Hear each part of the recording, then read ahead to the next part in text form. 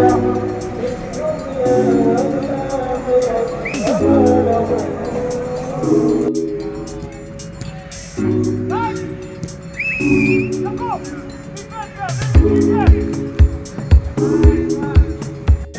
uji coba, ada beberapa uji coba yang akan dilakukan sebelum Liga 1 bergulir. How many friendly matches do you think? I will tell you, I have a Monday.